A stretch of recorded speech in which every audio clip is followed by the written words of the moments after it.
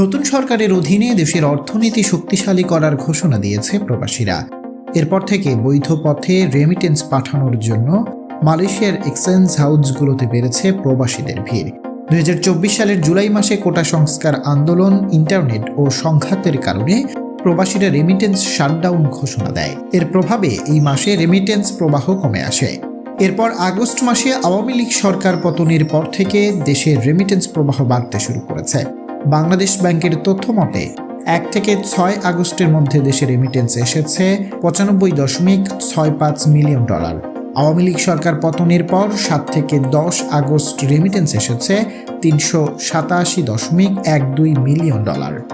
সব মিলে চলতি আগস্ট মাসের প্রথম 10 দিনে দেশে রেমিটেন্স এসেছে $482.77 মিলিয়ন।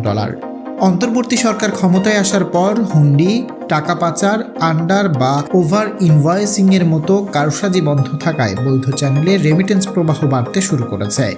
কোটা আন্দোলন ইস্যুতে দেশের যা ক্ষয়ক্ষতি হয়েছে রেমিটেন্স পাঠানোর মাধ্যমে পূরণ করে আনার প্রতিশ্রুতি দিয়েছে প্রবাসীরা।